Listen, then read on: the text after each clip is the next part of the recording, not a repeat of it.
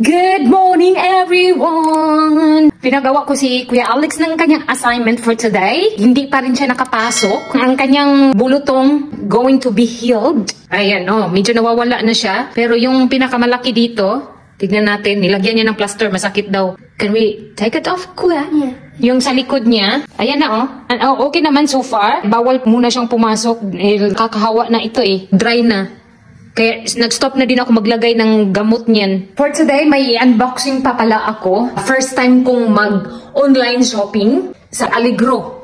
Pero ewan ko kung familiar kayo niyan. Tinago ko dito nung last day. Yan.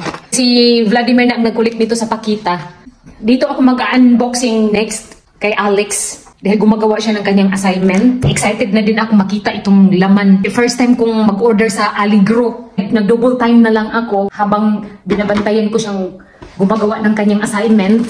Excited ako makita. Hand mixer po itong order ko. Ayan. Ito na yung matagal kong gustong bilhin. Nag-isip pa ako nito kung saan ako bibili. Kapag umu-order, lalo na sa online, kapag may sira, at least madali lang i-return. Dahil ito, Allegro.sk. Disclaimer lang po, hindi ito sponsor. Hand mixer, food robot, 7 speeds, and 4 attachment. Powerful sa 260 watts daw ito. Worth of €5.53. Delivery fee, €2.39. Nakalagay dito, super hand mixer. 7 speed, easy to hold, whips, folds, blends, creams, and mixes. 7 speeds daw ito, bago. Model number HE133. Ipakita ko sa inyo kung ano yung sa loob. Whisk ito. Maliit nga. Kaya pala €5 lang. Ito yung pang beaters. Ito na yung inaantay ko. Ang liit nga. Parang toy lang. No? Ay, ang cute. Ito half lang. Ito, 0.5 millimeter lang. Anyway, mag-product review ako nito. Kasi nag-bake ako ng cake kahapon. Tignan natin kung good product ba ang nasa Allegro. Okay naman. Itong isa. Saksak ko to para matry natin. Tama lang sa saksakan namin dito, okay lang naman yung kanyang wire. Hindi man masyadong maikli. Tama lang dito yung saksakan namin. Ayan. Di ba? Okay, try ko ha. Okay. Okay. Tapos ilagay ko sa number 7.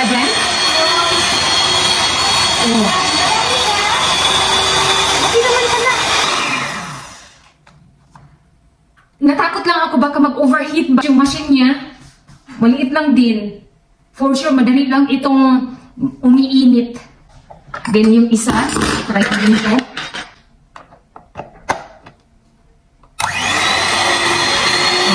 Okay naman.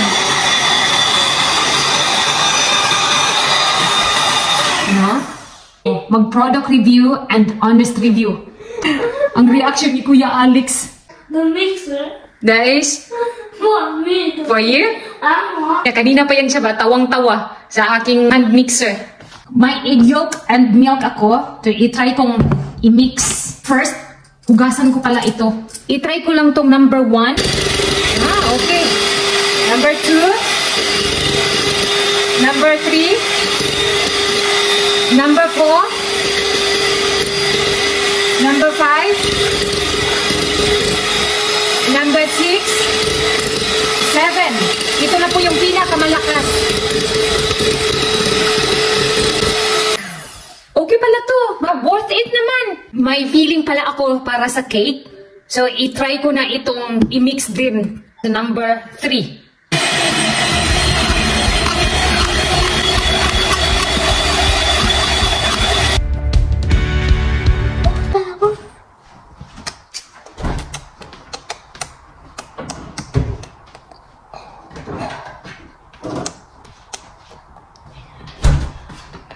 So, i-try na po namin itong para sa whisk.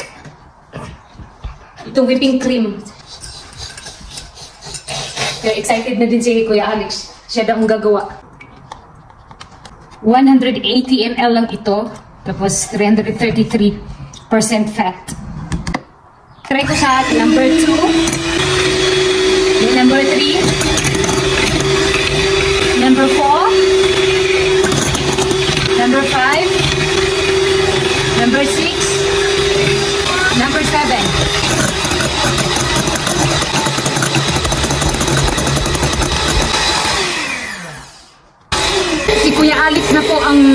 nag-mix. Natuwa siya dahil maliit daw. Para daw toy hand mixer. Ha?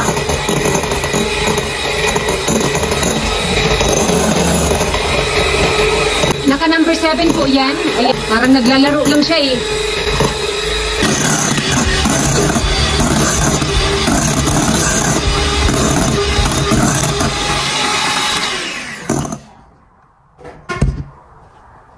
Oh, okay na oh. Maganda pala to eh. Ito na yung aking frosting.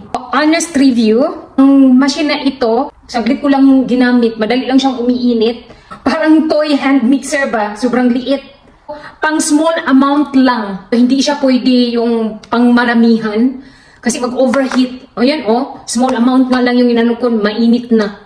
Masabi ko temporary na hand mixer. Ito, i-rate ko sa out of 5, nasa 3 lang. Hindi ako satisfied sa speed niya, maingay, lightweight. Then yung wire niya, para sa akin, okay lang naman. Ito lang din pala yung manual. Then nakasaad naman din dito, so if you try mixing heavy ingredients, the motor will burn out and guarantee will not apply. So, pang small amount lang talaga siya. Kung no choice, okay lang ito. Anyway, itong hand mixer ko na bago, pang 3 na ito. Tingnan niyo itong dalawa ko dito, oh. Mga sira na. Hindi ko na to pwede gamitin. Sayang lang ito ba? Hindi na magamit. Itapon ko na lang siguro ito. Hindi ko na talaga makita yung manual. Kung nakita ko lang, siguro pwede pa ito ma-return. May warranty to eh. Pero itry ko daw ito kung magkasya siya sa machine. Nabili ko ba? Pero ang sizes eh, malaki to eh. Malay natin no, magkasya pala. Hala? Nagkasya siya oh! Oh! Nagkasya ba? No! Pwede! Ayan! Ah! Thank you Lord! Magamit ko to! Wala kang problema, oh.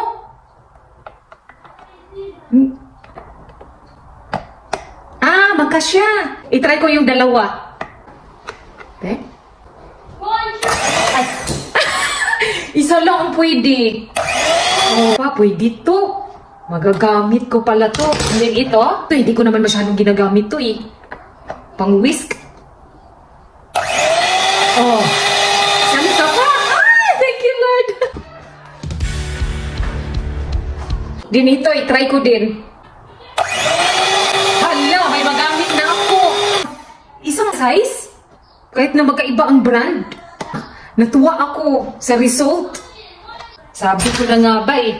Ito lang ang hindi pwede, pang blender to eh. Ando to kasi malaki. Kasya pala. Akalain mo yun? Bagong na-discovery. Ingatan ko na to. Ayaw kong masira ito. For me, mahal na ito, 5 euro. Ang bilis uminit. Ito yung bago. At saka ito, i-partner ko kung pwede. Ay, hindi nga. Pinipilit ko talagang magkasya. Sayang. Sa sobrang liit ba, nakadikit na. Ang hirap tanggalin. Masikip kasi eh. Parehong size lang pala sila, oh. Yung dito niya. Ayan, kaya magkasya. Magkaiba lang yung forma. Then magkaiba ang brand.